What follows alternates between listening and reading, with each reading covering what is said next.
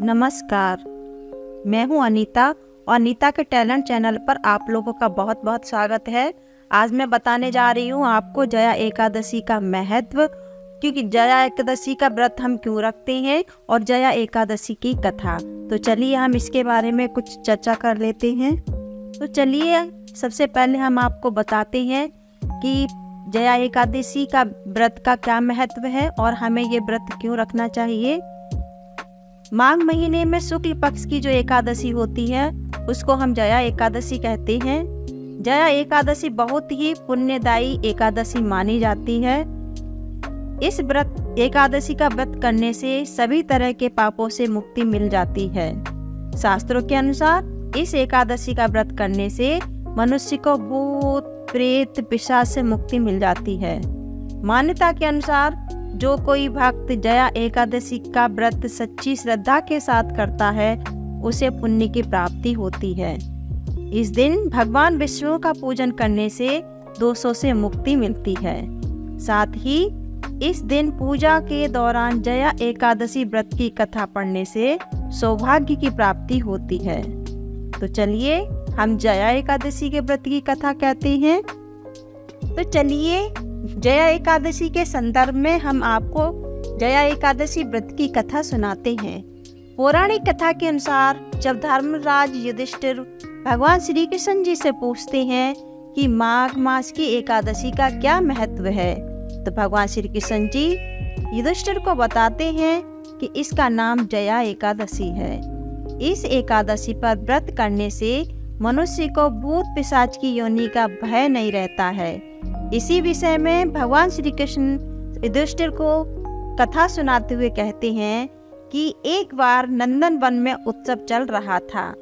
इस उत्सव में सभी देवतागण, सिद्ध, संत और दिव्य पुरुष उपस्थित थे। इस उत्सव कार्यक्रम में गंधर्व गायन कर रहे थे एवं गंधर्व कन्याएं नृत्य कर रही थीं। उसी समय नृत्यांगना पुष्पवती सभा में गायन कर रहे माल्यवान नाम के गंधर्व पर मोहित हो गई। अपने प्रबल आकर्षण के कारण वह सभा की सभी मर्यादा भूल गई और मर्यादा को भूलकर इस प्रकार नृत्य करने लगी कि माल्यवान उसकी ओर आकर्षित हो जाएं।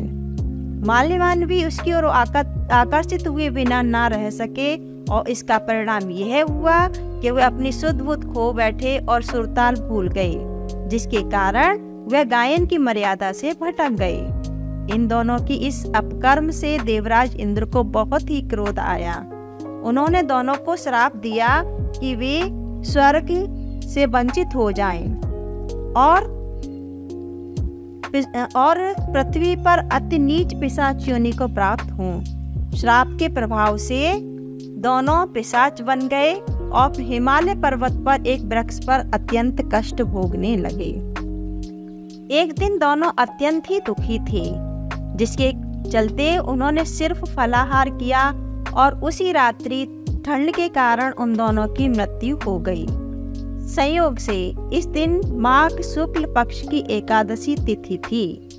इस प्रकार से अनजाने में जया एकादशी का व्रत हो जाने के कारण दोनों को पिशाच योनि से मुक्ति की प्राप्ति हो गई, क्योंकि इस दिन उन्होंने सिर्फ फलाहार किया था और अन्न नहीं खाया था। इस प्रकार उनको एकादशी के व्रत का फल प्राप्त हुआ, जिसके बाद में वे पहले से भी अधिक सौंदर्यवान हो गए और पुनः दोबारा से स्वर्ग लोक में स्थान प्राप्त हुआ।